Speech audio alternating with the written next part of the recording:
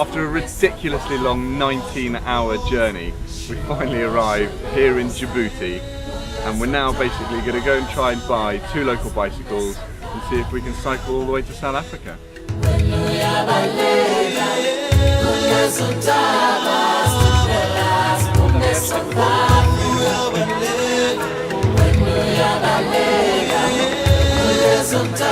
We knew next to nothing about Djibouti. The fact that no one rides bicycles was a real surprise, especially as we had to locate and purchase 2 in a very short space of time. This is the guy that we met last night that has decided that he can find us a couple of bicycles, and he's managed to find us them, but we've got to go in a taxi to go and get them, and he's got us one big old African bike and one VTT type style mountain bike type thing that he says he's put a brake on, so we'll sort of have to wait and see. Finally, Ahmed, a local car park attendant, came to our aid, and we were the proud owners of 2 bikes just primed and waiting for an 8,000-kilometre journey through Africa. Can you believe we actually paid £30 each for these bicycles? And I'm not sure if they're even going to make it to the next country. We will see. We may be amazed. Who knows? I grabbed it on first sight because it looked really fancy. Old rally mountain bike. But actually not is all as it seems. These really fancy front forks here with suspension, well, don't do anything. I do have a front brake, which is exciting news. It's not brilliant, but it's there. My seat, well, as soon as I sit on my seat, it just flips forward, and then if I sit on it back, it flips all the way back. So that's a bit temperamental. The biggest problem I have is, despite it looks like I've got gears, I actually don't have any gear lever or cable, so it is fixed gear, but isn't fixed as such, and the fact that this here rocks so much back and forwards that the chain just moves wherever it likes, usually just off in general.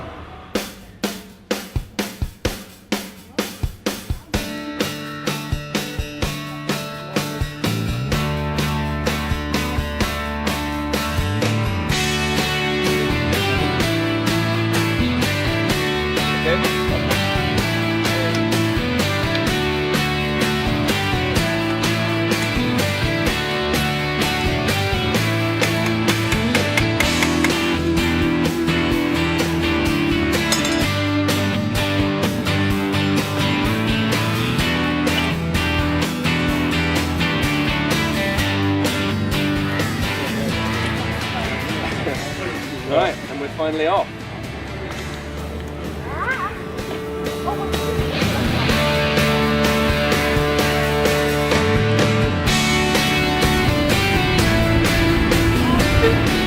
Not good. Not good with no brakes. Very scary. Oh, please can we fix some brakes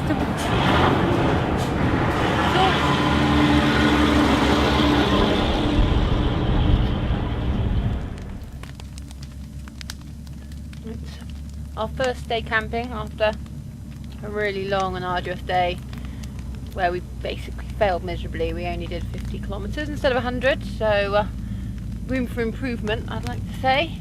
But we're eating fish on a stick, cooked on the barbie, which is a bit fancy for our first night's tea, I think. We met a really nice guy, and he'd just come back from fishing. And we took some fish with us. I'm not really a fish fan, but it's quite good.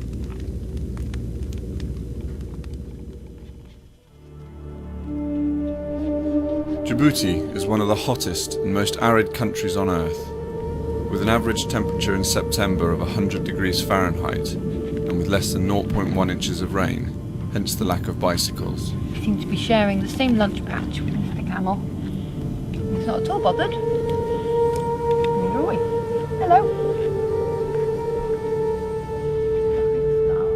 The dry, dusty land is populated almost exclusively with camels and nomadic people travelling from one waterhole to the next.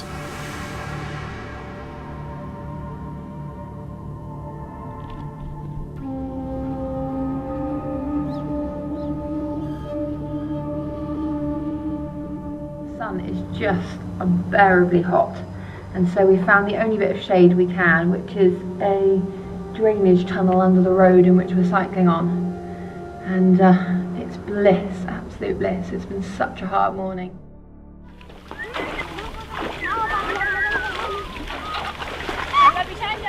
Not the perfect place to begin an endurance journey, but as we travelled south out of the sub-Saharan desert land, waterholes, vegetation, shade and settlements started to become more frequent, making life on the road a little more enjoyable.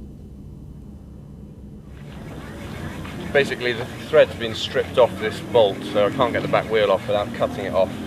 And seeing as I don't have a handle, this could be quite a long task.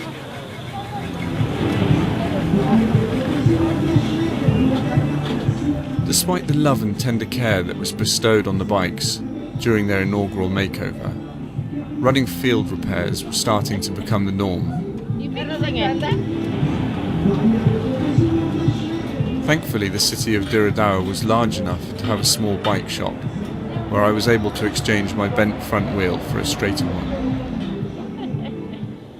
Well, we've just made the long, steep climb up into the mountains from Diradawa, where we spent 2.5 days fixing the bicycles, because obviously Taka needed a new wheel, and then we spent time welding and sawing and doing anything else you can to them. Sadly, they were unable to furnish Katie's bike with a new sprocket, and much to our dismay, we were forced to trade her bike in for spares and get a new one. But the good news is I have a brand new bicycle with bell. How impressive is that? However, there is bad news. It is without doubt the most difficult bicycle you could ever cycle, and it's a fixed gear but with quite a big cog, so unless you're on dead flat road or going downhill, I can't actually pedal. So I've done a lot of walking, and the dreadful news is after 10 kilometres of having the bike and leaving Diradawa, my chain snapped and I don't have a spare that fits this bike. We only have a spare for the old bike, so we're walking as per usual.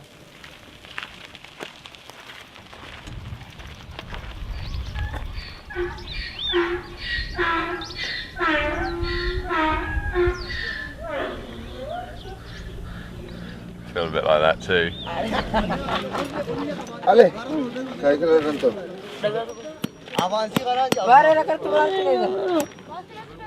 More often than not, the locals were ecstatically keen to be involved in the repairs.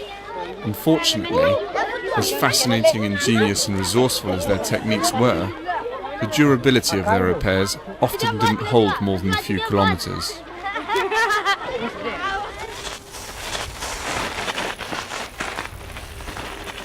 My retrofitted brakes seem to be one of the most common casualties, and always manage to fail at the most inappropriate moment.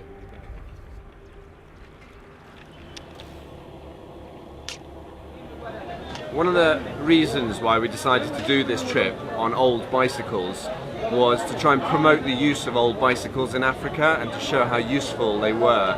And it was all starting to feel a little bit futile because up until now we haven't actually seen any bicycles. I think we've seen 2 working bicycles in the whole of Djibouti and in the eastern part of Ethiopia through the mountains where we've been. But just today, in the last 12 hours, we've started to see so many bicycles and people have been riding along with us, which has just made the whole thing feel so much more useful. The landscapes we've passed through in Ethiopia are so different to what I expected. I had this kind of picture in my head of famine and dry, desolate lands, and yet it's stunning. In fact, the view behind me I would have thought was the south of France or something. It's just incredible. Ethiopia's beauty took us completely by surprise. Although there are pockets within the country where life is incredibly difficult, where famine and drought brings the national average life expectancy down as low as 27, on the whole, the country is one stunning vista after another.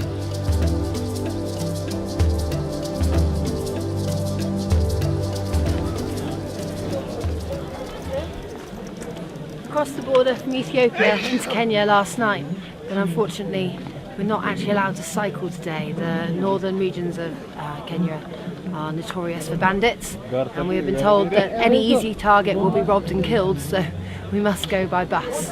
And we've been told this by the officials, so we don't really have any choice in the matter. Even actually on the bus, we have to go in convoy with all the lorries and vehicles. Everyone leaves at 9 o'clock in the morning together to reduce the chances of anything happening to us. So quite daunting, really. Crossing borders in Africa requires the utmost of patience. They can take anywhere from an hour to a whole day to get across, depending on how helpful the border officials are feeling.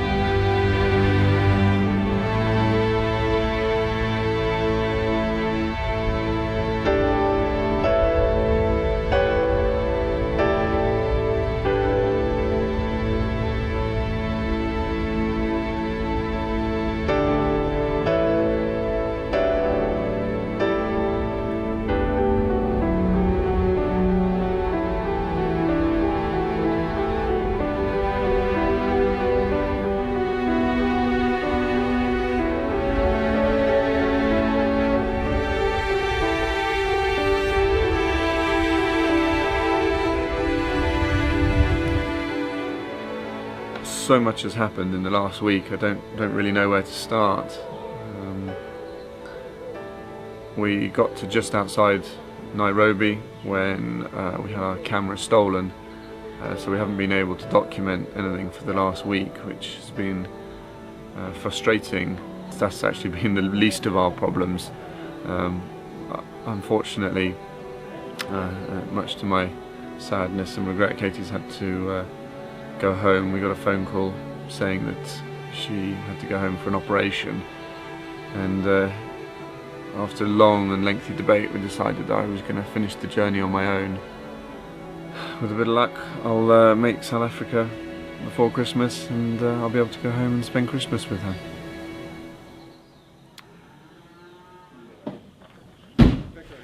Katie's departure left us with a spare bike. An object that out here can be life-changing. The children of Huruma Orphanage had been praying for a bike. Not only will it provide them with hours of fun and games, but it will also make the 2-mile round trip to the nearest waterhole considerably easier. Thank you. It's very pleasant to be here. Very beautiful place. Kweli mpango wangu wa muda mrefu ni kwamba watoto wawe wanapata elimu ambayo itawasaidia baadaye.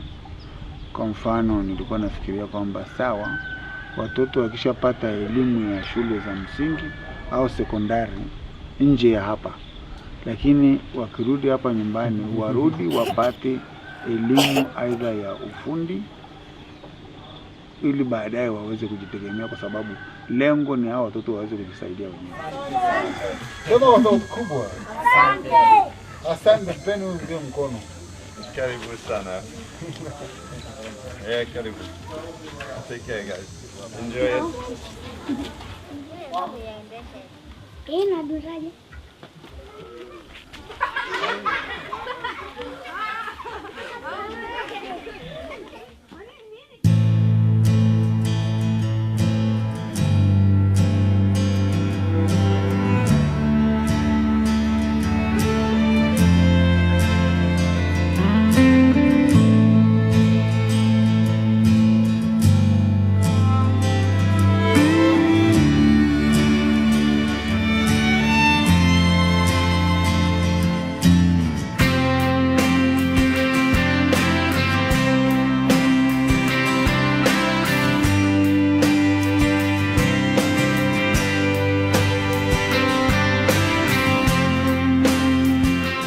A mountaineer at heart, cycling past Mount Kilimanjaro was just too much of a temptation for me. Erupting from the landscape to a height of almost 6,000 meters, Kilimanjaro is the highest mountain in Africa.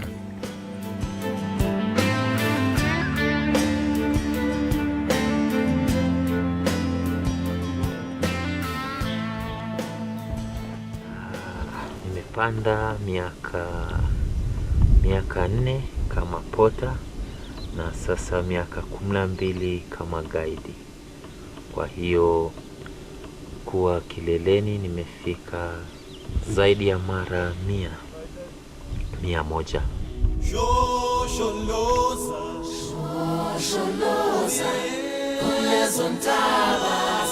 Climbing at altitude is a long and arduous task, both physically and psychologically.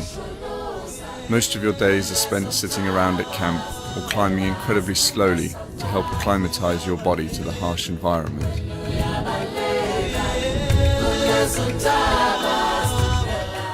Obviously when we're doing a trip like this up Kili, we can't do it all on our own, and there's an amazing team of people that constitutes the background, make sure all the food gets up here, the tents, everything's set up, the cooking, the water, the whole works. And this is our amazing team, Team Nature Beauties here, and we've got Cipriani here on the end, who's our porter. We've got John Minja, our guide. We've got what have we got down here? Andrew. We've got Andrew porter. We've got Becca here. We have Joseph Corneli here. Here we have Erasto Cassi, Anton Daniel, and here we have Honesty, the chef who has just made us the most amazing meals. The guys who have cooked. Yeah. Everybody has done fantastic, and we're here at Kibo Camp, so we have just this evening we make our bid for the summit, and it is all thanks to the team here. The guys made it all possible. Well done, guys.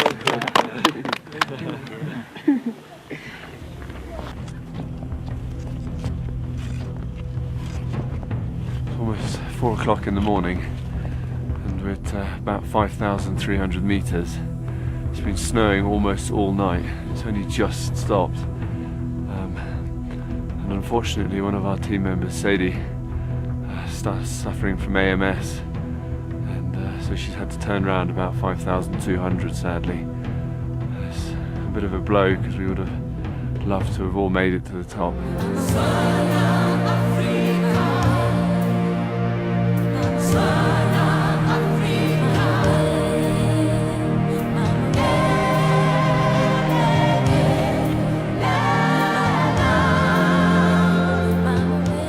Welcome to the top of Africa. It's almost 8 o'clock and we've got a pretty spectacular view over the entire, it seems like the entire continent pretty much. And we're just going to try and see if we can get hold of the people that we love now that we're up here.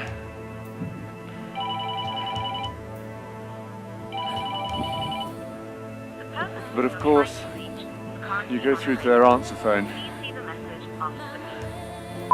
Hi darling, it's me. We made it to the top of the mountain. I'm afraid Sadie had to go back down. Garrett's here, although by the look on his face, he doesn't really want to be here. And we're heading back down, and I'll give you a call later. Love you lots, bye. Right, I'll see you at the bottom.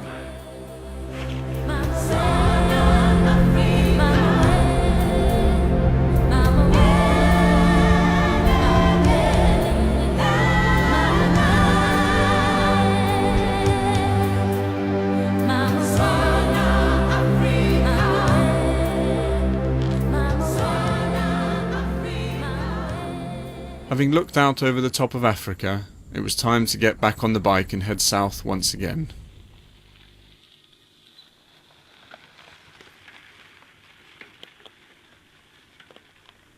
You would have thought that after 4,000 kilometers, the saddle would be getting a bit more comfortable. but it's not.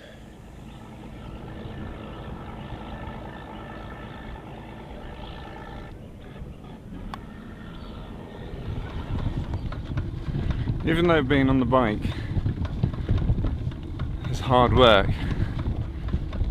I actually feel most akin to the people when I'm on my bike. I don't get hassled for money, I don't get hassled full stop. In fact, everybody's genuinely really friendly whenever I'm on my bike, and everybody waves and says hello. But the second I get off my bike,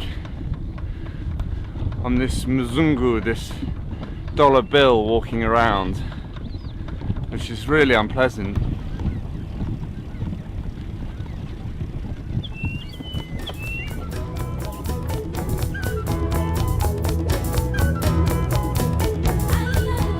Despite the stereotypical image of starving African communities, most of the people I met along the way sit down and eat twice a day, and local produce was abundant in many of the places we saw.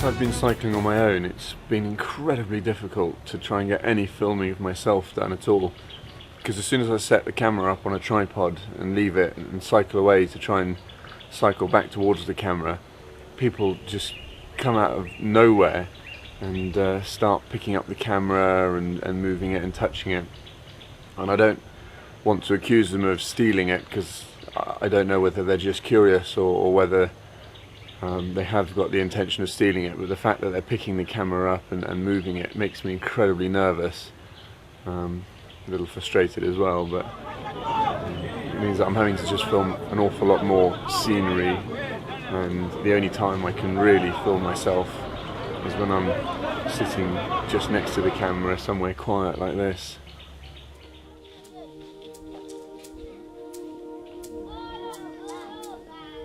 In many sub-Saharan countries, the staple food is maize meal or cassava.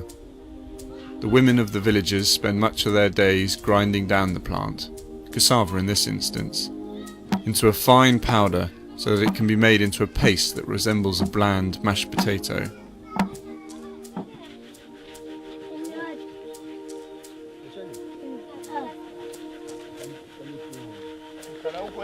Where there is water, fish also becomes an integral part of the diet.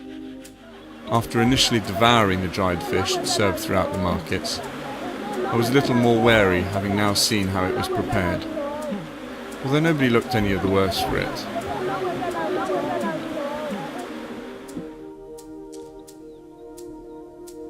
Much of African life is just a simplified version of life in more developed nations. Sleep, eat, drink, work and play. However, there were some customs in village life that varied considerably to life back home. One notable example was medicine. To try and understand the African custom of traditional healing a little better, I made a visit to a witch doctor. Instead of the minimum of 5 years of relentless studies and exams needed in the UK, becoming a fully qualified witch doctor required just 3 weeks isolation, where the aspiring healer invoked the wisdom of the spirits.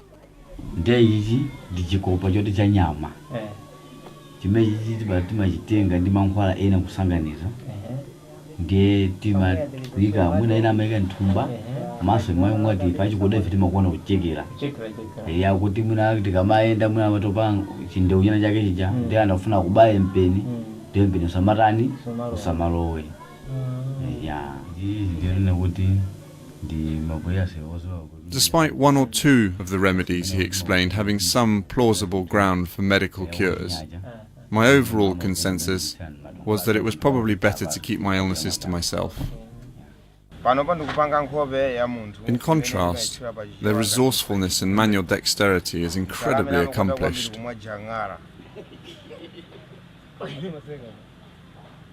People have become so good at using what is most readily available to them in an attempt to make a living. My time with Kilekwa and his friends was short, but each of them desperately wanted to show me their skills.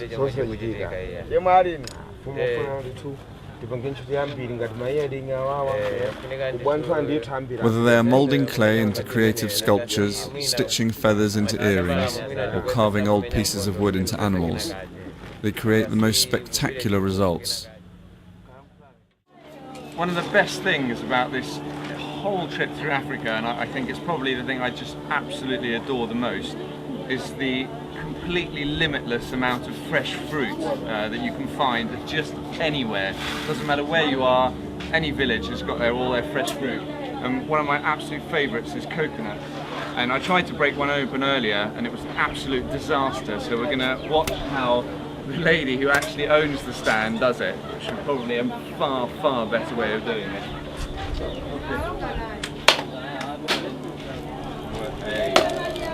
You see, that is how you're supposed to do it. It's absolutely brilliant.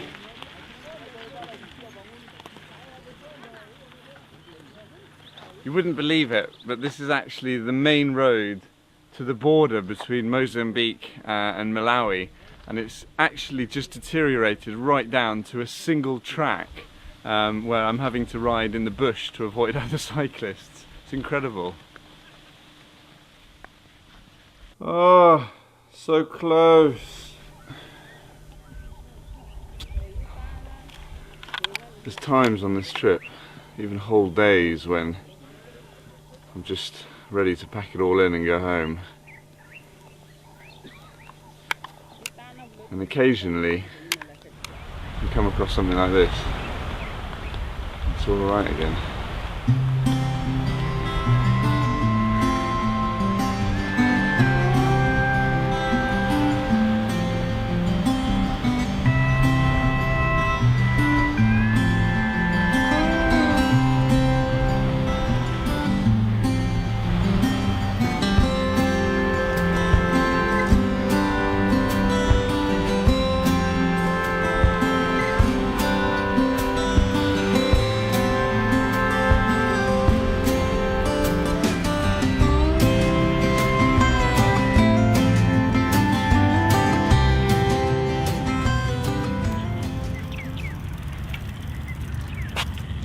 Everything was going really well, and typically I've just reached the side of Maputo, and they've decided to put an enormous tolled motorway here, but actually not allowed bicycles on, so I've been reduced to cycling through the fields. I don't know how long this is going to go on for, but I hope it's not too long, otherwise I'll never make the end.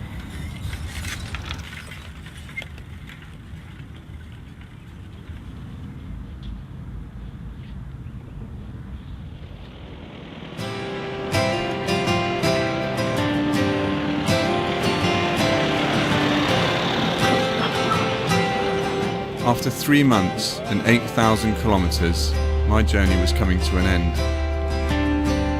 Of course, life would have been easier in a car or truck, but travelling on a bike brought something special to the adventure, as every day was a total immersion into the local life. For me, it was time to conclude this trip and get home to see Katie, but for Herbert, my trusty bike, it was just the beginning of a new adventure. Nkululeko is a young man aspiring to be an engineer. To help pay for his studies, he has to walk a 20-kilometer round trip each day to get to work.